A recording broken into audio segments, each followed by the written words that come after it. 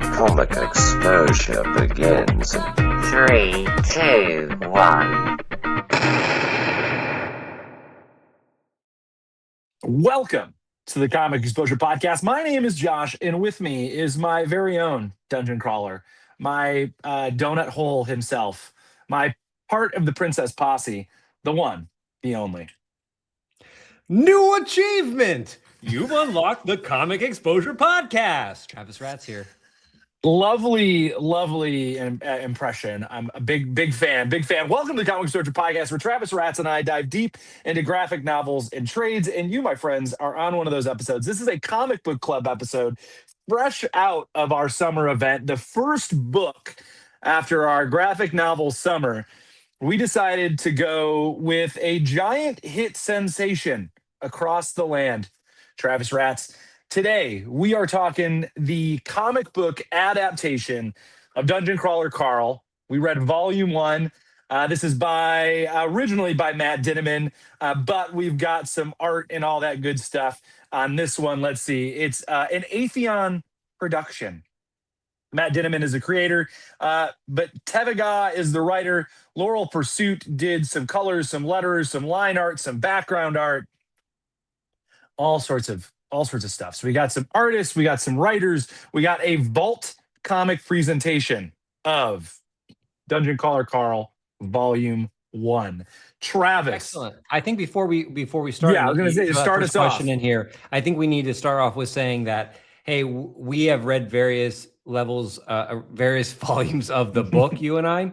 And for this podcast, we're not going to spoil anything plot-wise that happens in the Dungeon Crawler Carl saga outside this first volume of comic books. That's right. We're going to try to keep it. We're going to try to keep it on this first volume of comics, and we'll try to be general past that. I have gotten through all of them, so I have listened to. I haven't read any of them. Done all of the audiobooks, which I think are fantastic. Great voice acting, great voice work on them. Travis, you made it through book 4 or book 3? I'm on book 5, right? Book 5. I just started with reading this comic. I started to crack into book number 5. I've read 2 and listened, and this will be my third one I'm listening to. All right. So I have not read any of them, just listened to them, but I'm not going to debate. I believe I've read the first. Is it 7? Did we just finish book 7? I don't remember. Well, I think we can talk about I think one of the things we're going to talk about today is the fact that now it's going to be a Peacock TV show. So this is a story. Yeah. I told my students, because I've been recommending this to specific students who I think would dig this for a couple of years now. And I always tell them, I'm like, hey, if you want to get on this train before it becomes the next Walking Dead, now's the time to do it. It might be a little bit too late because it's on here, but I think it's about to move outside reader circles and internet circles into the public zeitgeist. So we're here today using our platform of comics to shoehorn the comic of Dungeon Crawler Carl Volume 1 in order to talk about something that we love, which is the Dungeon Crawler Carl story. Is that correct, Josh? Basically... When I saw that they put it into a graphic novel or into a comic book form through Vault, I was like, oh, this would be a good one to do, because I know you'd read some books, I'd listened to the books, and I thought this might be a good discussion about adaptation. This might be a good discussion about, choosing how to put your book out there, how to visually represent your book, because I think this is an interesting choice. We'll get to the art style on here. But you're right. It has become this big thing. So my wife has a friend from high school. She's a pharmacist. She is the last person I would suspect to love Dungeon Crawler Carl, but she has listened to all of them, thinks they are the greatest thing, and has tried to get my wife no, you've got to listen to it. I know, Gabby. I know that this is not her thing. I know that. But her friend, who is not a comic book nerd or a D&D nerd or anything like that, is super into it. So she tried to get Gabby into it. Gabby listened to the first, I think she made it into the 3rd book, and she's like, I can't do it anymore. Oh, she made it that far. Yeah. So here's the thing. I get and now we're just talking, you and I, is because Gabby is a huge cat person. Yes, that's the thought that like because of Princess Donut, she would really get into this. But Gabby was like, I can't get past the sort of like non-story parts of the story. The parts that I think Right. are fun and quirky because I played, board games and Dungeons and Dragons and stuff as a kid. I like video games, so all the video gamey stuff I think is good. And then also I grew up reading a lot of fantasy. So like Mhm. and sci-fi. So you combine that all together, and this saga is just a giant dopamine hit back to back to back to back, right? Like that's what this kind of provides is that silly gaminess, the weird kind of like why can't I think of the famous Lit Hitchhiker's Guide RPG? to Oh, yeah. lit art, but like this sort of humor of Ready Player One Ready and Player Hitchhiker's Guide to One, the Hitchhiker's Guide to the Adams. Galaxy. Yeah. Yeah, all of that stuff is kind of wrapped up into this. And I will say that I think that the books get much better and the story gets much better as the series goes on. But let's talk about this comic adaptation. I picked it up. It is 304 pages. And I was like, I wonder how far they get in to book one. I thought, Travis, they would get a whole lot farther into book one. Yeah, the answer is not far. Not far at all. And I was really surprised at how unfar it got. What do you think that is? What do you think it is about?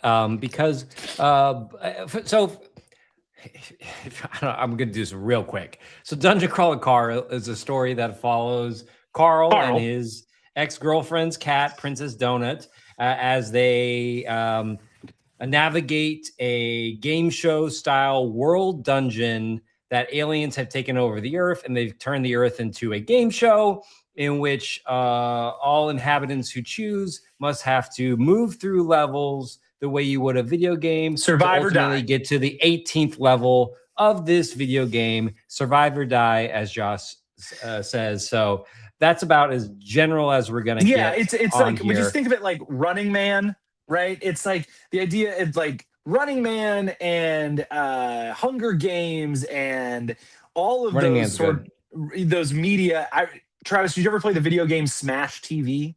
Yeah, I still have it So on a cartridge somewhere in this house. it's very Smash TV, right? That idea of like, here's the game show we put in it. There was like an indie movie called Contenders Series 7 that kind of is this idea, but this amps it up and puts this sort of sci-fi fantasy goblins and AI computers and crams it all into one package, into this Yeah. Dungeons and Dragons style video game package. And they're pretty thick books and Yeah. pretty quick reads and pretty long audiobooks, like 20 hours plus for most of the audiobooks, sometimes 25, 26 hours. So what you had first mentioned was you said this adaptation you thought was going to go farther along in the first story than it did, because the comic is like 300. I read it digitally. It's like 300 pages digitally. What do you think that is? Because it felt like we were like dialogue for dialogue from the book, scene for scene in the book. It's been a while since I read the first book. I don't think they added really anything new. No. So what do you think that is?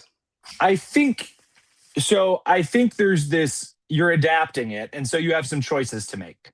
You think about when you adapt something to film, you adapt a novel to film, you have to really cut a lot of stuff and truncate things in order to make the story fit into 2 hours or whatever it is. You think about like The Hobbit is one book that they somehow turned into 3 movies so that they could get all of it into it. But but people normally don't get that amount of money to turn a book into a movie, so you cut a lot of stuff or you truncate stuff. It feels that they're not truncating a lot. But Travis, I felt reading this and I was like, I think this works because I've read the book.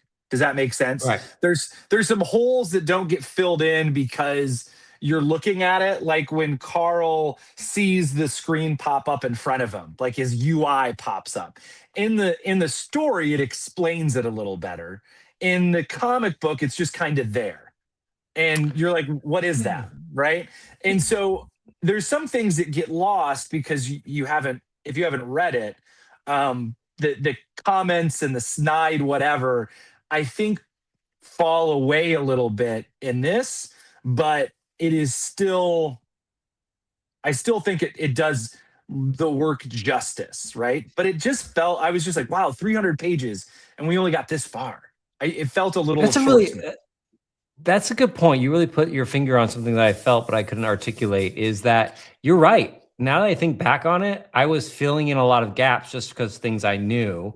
And I, currently picked up the latest book, so the rhythms of the storytelling were in my head, and so I was like, so with that being said, I think this kind of falls into a unique piece where it is an adaptation. We have to say that for sure, but it really is just more of a companion piece for people who have read the books already. I feel like if you're trying to enter the world of Dungeon Crawler Carl through this comic book, it's going to fall much more flat and than it would the Dungeon Crawler Carl experience, either an audiobook or audiobook. I'm going to go ahead and say is probably the best way to absorb this story right now.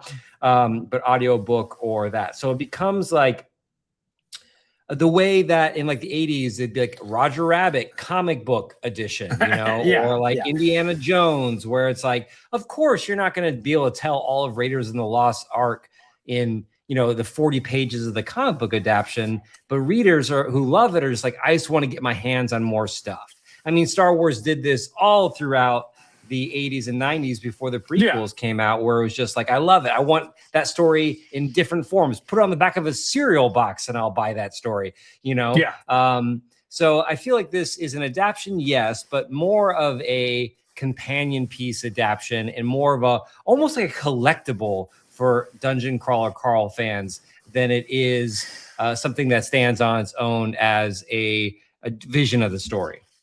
Yeah, I think that's the hard part, because you and I, having read it, we know, oh yeah, no, he gets a map with this stuff on it. Oh yeah, the things are flat. Like, it feels like they're not explaining some of the stuff that it gets explained in the book, right?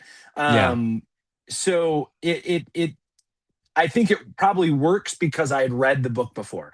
I was going to have Gabby join us on the show, but we kind of recorded quick because she just listened to the books.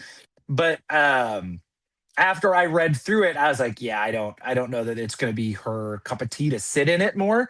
But I want to ask a little bit about what makes a piece of media like this, whether it's the comic book, the book, the audio book. What do you think makes Dungeon Crawler Carl this thing that has grabbed the zeitgeist, right? Why is it this thing that you were talking to students about? Why have any friend I have who's kind of a sci-fi or fantasy nerd, or is one of my Dungeons and Dragons friends, like, you should check this out. Like, it's been something that you point people to. Why do you think it's spread like that? I mean, for several reasons. I mean, you point out a couple of demographics there. You're talking about your friends, so you're talking like early millennials or Gen Z, or Gen X. But this really is, it brings in a lot of the elements of communication, like modern communication, whether it be through chat boards, social media, video games.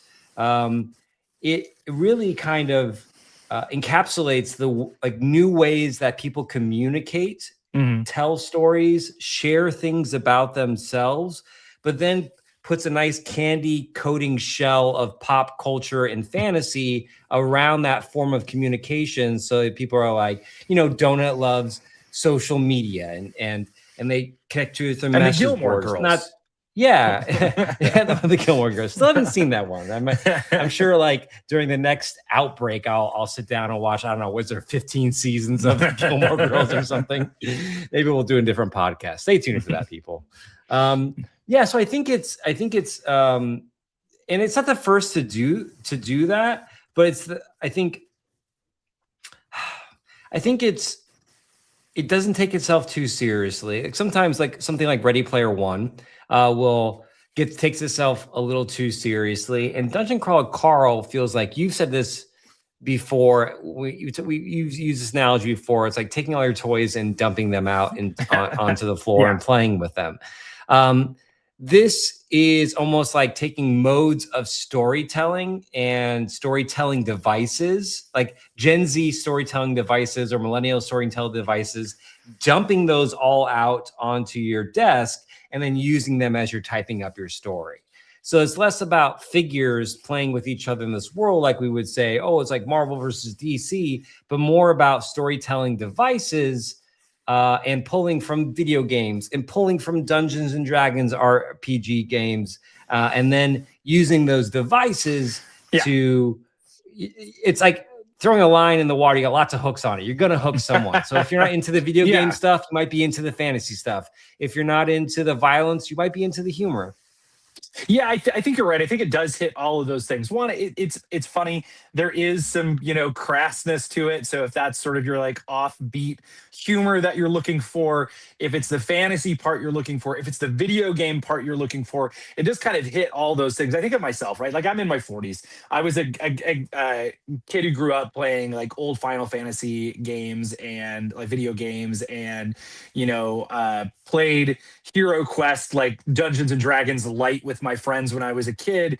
I grew up playing role-playing games online. My friends and I would run around the woods with like wooden swords and pretend we were, Link, and we were playing in Zelda, like Legend of Zelda stuff. So I have all that as a kid. And then I'm a fantasy reader, a sci-fi reader, so this hits all those things. And growing up and sort of, you think of like that sort of Simpsons to Family Guy to Adult Swim humor, that's all in here as well. I feel like Matt Dinniman is in that same sort of age realm, that we grew up with all the same spices, and instead of just focusing in on one dish, right? He's made this sort of like gumbo. This gumbo, right? This amalgamation of everything, right? Like he's just dumped it all in and said, yeah, this is what we're having for dinner, right? I'm not making this, I'm not making that. I made a pizza. I made the Mexican pizza of books, right? Like this is Taco Bell. This is Taco Bell in book form. And it's just what it is, right? It's like junk food book. And I don't mean that in a derogatory way. But it's like all those things. It's snappy, it's witty, it's uncouth, and it helps pull you along in the story. I want to ask you, Travis, as someone who's not like, you played video games as a kid, but you don't play. It's not like you're playing video games now. I don't think you've ever played Dungeons and Dragons. No, we tried with you one time. We had like one of those off-brand games. That was my first experience with it. Yeah. So I want to ask you, like, what is it about this story that pulled you in? What's the thing about Dungeon? Perfect, because I think you hit on it too, and I don't know if I even realized that, but maybe this is one of the things that put me in. You talked about when you were a kid and you'd play in these kind of fantasy worlds with your friends. That was my thing as a kid. No Legos, no cars. It was like if you had like an empty Christmas wrapping roll, that's a sword, whatever it is. And in this comic, the visual aspect of this comic is you can see Dinniman does a good job describing all those things, but here you can visualize it. And in the story in general, it's like when you level up, like at one point in this comic, Carl's got his boxers on, he's got knee pads with spikes on them, he's got like a poker in his hand, he's got gloves on there. And to me, I'm like, oh, that looks like me as like 6 years old, putting on random stuff in the house in my boxers, like armoring up. I've got like my dad's bicycle gloves on, my sister's volleyball knee pads on, and like in my head, in my imagination, I'm cool, this sense of working with what you got. And there's an element of unboxing in this story that, there's always unboxing videos online and YouTube that seems to some psychological way be pulling people in. Like my nephew is obsessed with kind of unboxing stuff. And it scratches that itch. So Dinniman, with the story that we see in this comic, is just able to like there's so many like little itches he's scratching on there. So many entry points for a reader to get involved with the book. Right. And it feels like Dinneman probably played a lot of World of Warcraft or some Diablo or EverQuest or modernly my son who played a lot of like Fortnite, right? The loot box. I found the treasure chest. That's wow, you go out on these, you go out in the raids in World of Warcraft to go with a bunch of friends and defeat something, and what did you get? Oh, I got the helm of whatever. I got the sword of yada yada yada, right? I want to you and I wonder if, and I wonder if the guys from Adventure Zone, the McElroy brothers, did we read the Adventure Zone volume one on this? I believe we did.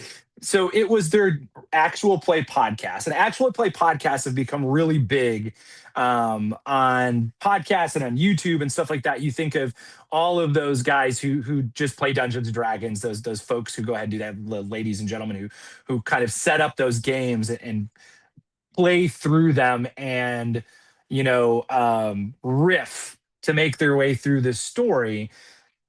I wonder, Dinneman probably owes a lot of the success of this book on the shoulders of that group of people who've been doing actual play podcasts for years and years and years and years, so that people who don't play Dungeons and Dragons but listen to people play Dungeons and Dragons or watch people play Dungeons and Dragons or other fantasy games now can read a version of it that, as a story creator, Dinneman doesn't have to worry about what role is made or who rolls what like they do on those actual play podcasts. He gets to determine what the outcome is and doesn't have to off the cuff it. He can create the perfect story based on Dungeon master. Whatever he wants.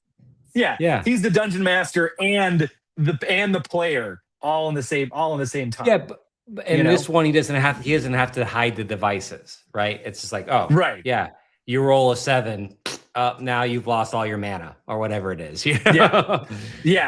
I think there's something about that I wonder if, like, as a culture, this group of, I think that I listen to some actual play podcasts. I listen to the Adventure Zone. I listen to a couple others throughout, the last decade or so. And I think that's really kind of set the stage for a book like Dungeon Crawler Carl to kind of take over. Do you think be this cultural phenomenon?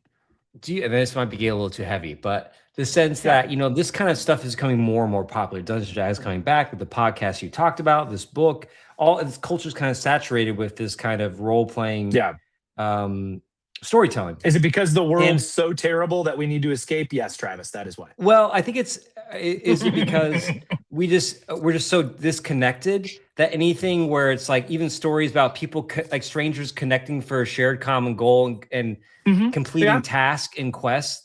Before, when everything was automated, like you had to work with people all the time. You had to go out and do things. You had to interact with people, and there were these daily quests like, hey, I got to move. I got to get 6 people to help me. Now you can just call, there's an app for that, I'm sure, and stuff like that. Yeah. Do you think it is some sort of subconscious allure of working with people to accomplish goals and tasks that may be driving people, especially younger people, to be involved in and be engaged with these dungeon RPG type stories? I think it originates from the fact that people want to see people connecting. And so I think Dungeons and Dragons and those sorts of games and role-playing games like that force people to work together and talk together and build story together. And I think we are a culture that craves storytelling. Yeah. So there's something authentic about people sitting around and telling the story together for the first time and making it in front of you. There's something I think alluring about that. And so I think a book like Dungeon Crawler Carl taps in to that idea of the fantasy of the role-playing game. And I mean, remember the original, that Dungeons and Dragons cartoon when we were kids, where the kids get sucked into the board game, right? Jumanji. This is just the next iteration of comic exposure pitch clubs. Yes, yeah. So I I don't want to leave. Here, yeah. I don't want to leave the comic book behind, right? So we spent like 24 minutes here, and we haven't really talked about this book. And I think I know why. We talked about like this, you know, I made the point that this feels like more of a companion piece for a collector, another way to kind of visualize the story on here. But I think, and I'm gonna speak for you a little bit, and we're gonna kind of just pull this rug from out from underneath it and say that for both of us, manga isn't a natural kind of artistic style that we gravitate to. Correct. That we don't, we haven't read and liked manga. We've done very few on this podcast, but usually if we're reading manga, we have to first kind of, you have to be absorbed enough in the story where I'm not coming in with just the art kind of throws me a little bit. Yeah. So we decided to do this adaptation. We knew it was manga, and neither of us talked about it. We're like, hey, we're gonna go into this. Yeah. So I want to ask you, Josh, knowing now that we both have, it's not a bias against manga, but it's not, the style isn't our favorite. As unbiasedly as you can, what do you think about the choice to do this adaptation in a manga style? Look, if the idea is to hit another demographic of people, right? So if I don't know, so I think of the kind of group below us, right? So my daughter, the generation below us, and my son, who they've grown up in a world of manga and anime, right? That if you want to hit them with this story, this is the way to do it, right? Mm-hmm. So I think from a standpoint of what's the way to do it, I also would tell you, I think had this really been a black and white manga sized, book that you're going to churn them out quick in that style, perfect idea. I would I would probably collect them, right? I would probably go, okay, this is my One Piece. This is my, Naruto. This is the thing that I'm going to have. Although I'm not a manga person, I would want to kind of experience the story in a new way. I think the thing that I wish that this did is I wish it went all the way, right? It's very close, right? But I kind of wish it had leaned in. And I almost wish like I would have bought it, had it in paperback, had it be black and white, and got into it, and let it really do that. But it is, I mean, even the sound effects look like sound effects from manga, right? Even the writing is all it all looks very manga. And I think you do it color because it's fantastical, but I think I would have enjoyed it maybe a little more had it leaned in and just gone full manga.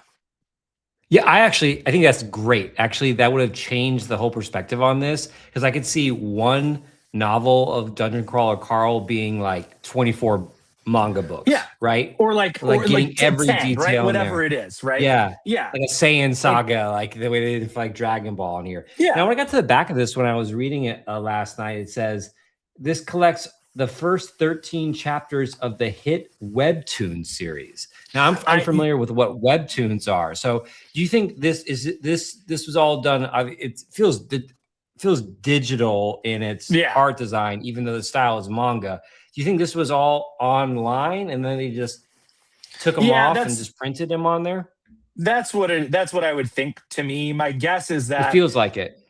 Yeah, and I'm also curious, like I didn't, look, I'm not doing a bunch of, maybe had we done a little more research on this, we would have seen, early on, Matt Dinneman had met with someone and started creating a web series about a comic about this, right? And so was early. It was early on before it became this giant thing. And so now you're kind of left with, this is my visual version of it. Let's put it out. Let's hit the mass market. That's an excellent point, though. Because it's already done, right? Yeah. So I'm curious about that. I'd be interested in that more. But I think the IP wasn't as hot. Like now, if they were to buy this now and put it in a comic book form, I think it'd be like Image or you know, Dark IDW. Horse.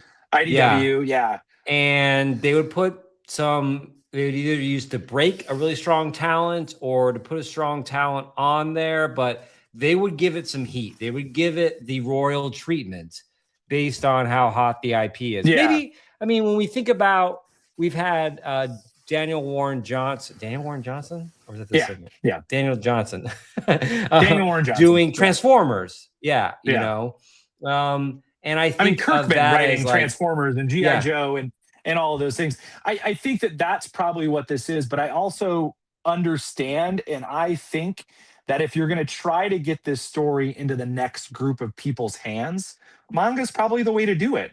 It probably is. You think about like, so now you've got Image, DC, and Marvel all putting out these manga-sized versions of their hits, right?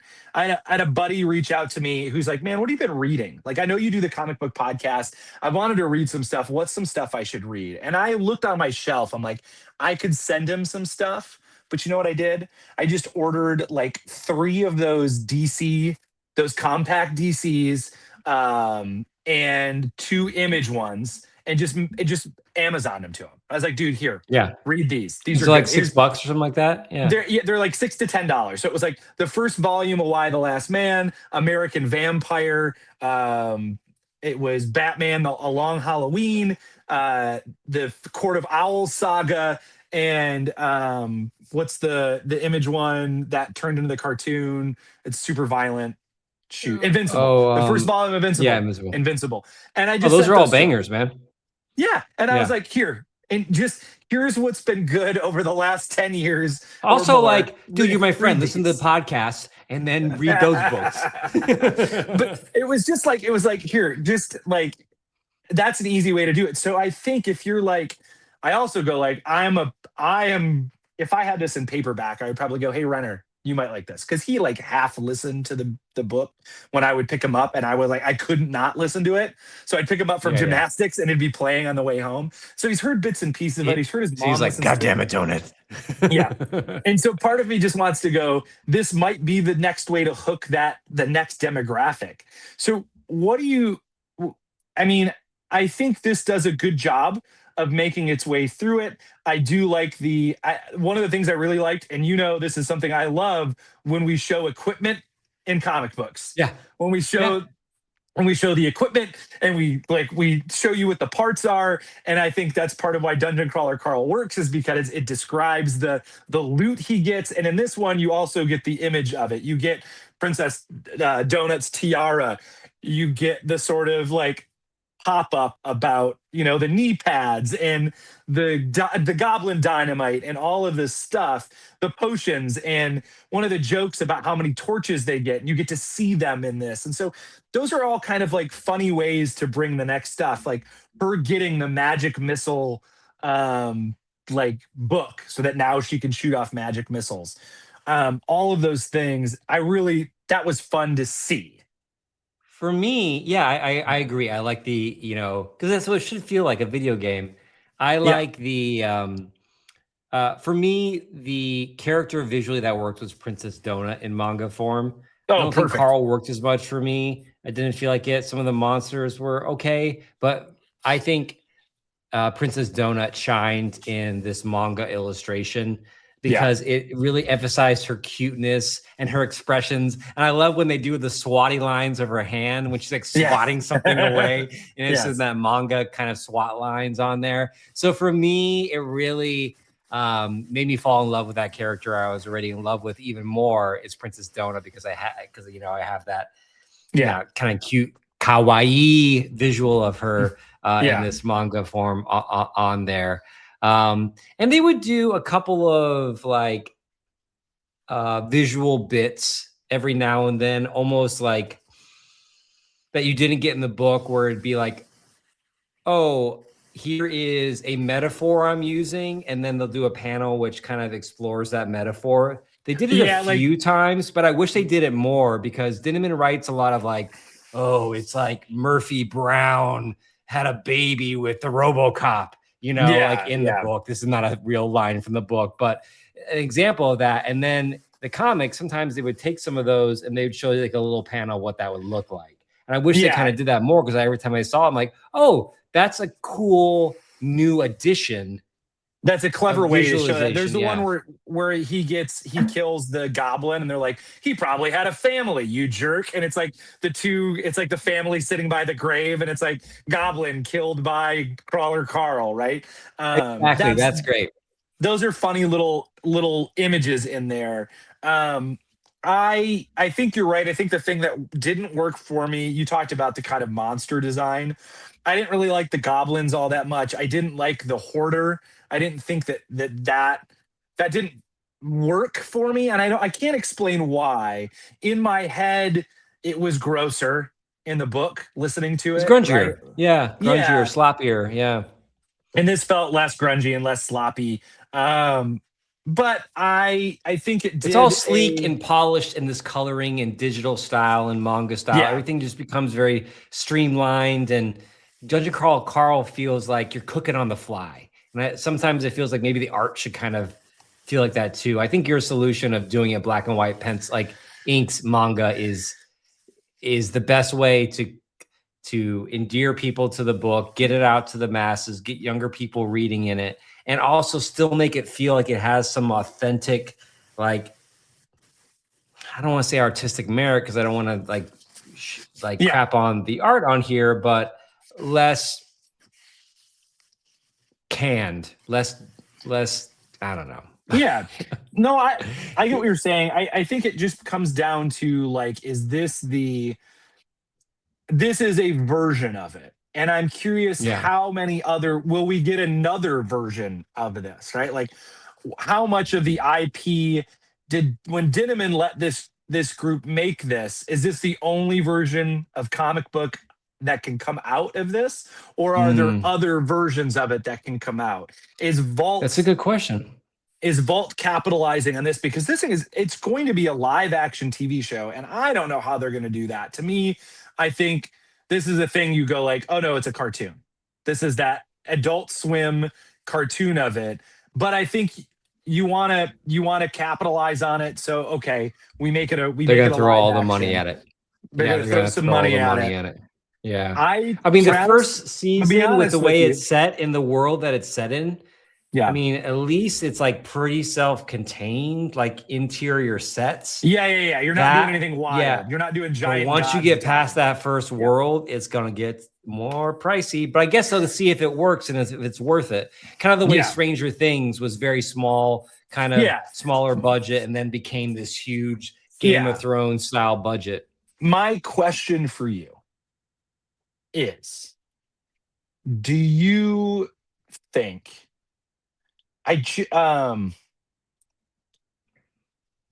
this is becoming this juggernaut piece of media? Do you think the TV show is going to land? Do you think it's going to work? As I think, just based on sheer amount of people who read it, people will probably check it out. But whether it works, beyond I watched the first episode, I didn't stream it all, right? Like, I wonder, like, what's the cap on this? Or I guess in the world of digital television, do you need it to be a giant hit, or do you need it just to drive some people to sign up for Peacock or to sign up for, you know what I mean? I think my answer to this, would I have to do some research on who are the creative talents, who's the showrunner on it? No, I think it's Seth MacFarlane.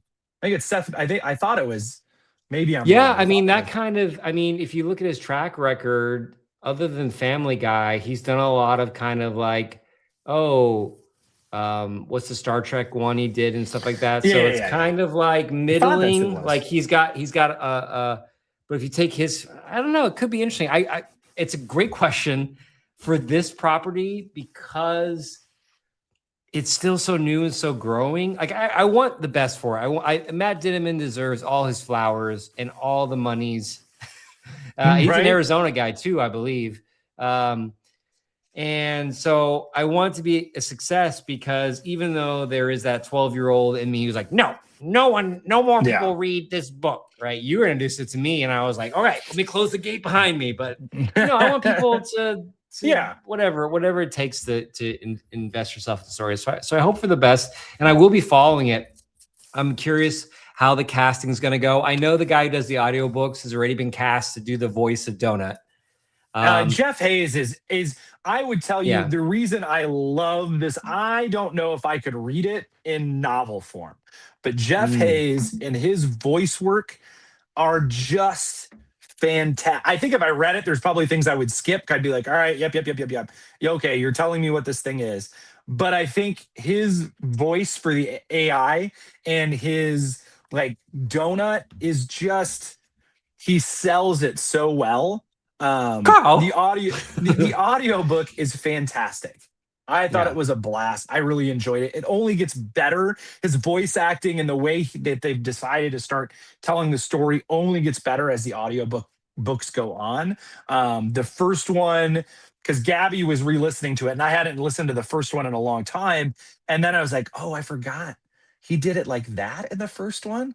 Huh. Right. And then you can see him change how he does it over the books. But I really enjoyed it. I think reading this volume made me remember why I really liked the book, the initial one. I don't know that I loved the style of it. I think that it does work better as an addition to Dungeon Crawler Carl. I don't know if it works well as your replacement for the audiobook. But I guess if you're selling this as a piece of intellectual property and you're trying to get your story to more people, this is an audience for that, right? Here's my recommendation on how to use it if you're going to use these, because I think there was a couple of volumes of this comic book. Is for me, I read and listened to like the first 4 books, like boom, boom, boom, boom. It was the only thing. I mean, it becomes all consuming, right? Whether you're reading or listening to it, takes up a lot of time. And then like anything that I rush into, I got a little bit burnt out on it, and I'm going to take a break. So I took a break for a long time, and I try to get into book 4. I'm like, God, what happened? There's so much that happened, so many characters I don't know. I think these comics would be a great way to do a quick refresh if you took a break from the series for a while, is pick up the previous comic book. It follows the broad strokes of it. So that might be a way to also think about how to use these comic books if they're not like their own, like, wow, the comic book is the best form of the story, but more like, oh, comic book's a great way to recap something.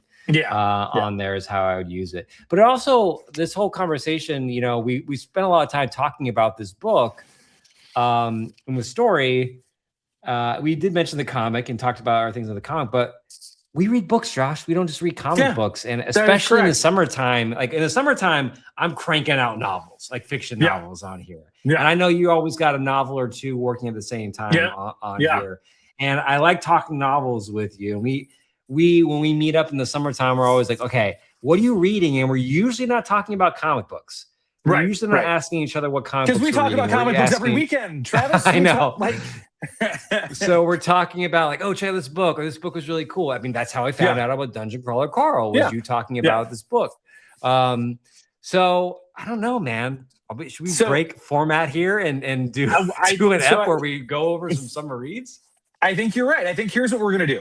We haven't done a variant episode in a while, Travis Rat. So we're going to I guess we just did one because we did a wrap up of all of our summer books. But Travis and I, we wanted to talk about some non-comic books we've been reading. And so next episode, we're going to throw a bonus variant episode at you where we talk about the novels we've been reading. This is a great novel series, Dungeon Crawler Carl. So let's talk about some other books. Maybe they'll become hit graphic novels. Maybe they'll become the next big thing, Travis Rats. Who knows? Yeah. And if we get the more listeners on the episode that we ever have, then we'll just change it from a comic book podcast to a novel podcast. Let's be a novel podcast. Easy peasy. Yeah, this is what happened. So, folks, here's what we've got. August Comic Book Club. we've got this Dungeon Crawler Carl episode you're listening to right now. So you made it. You're with us.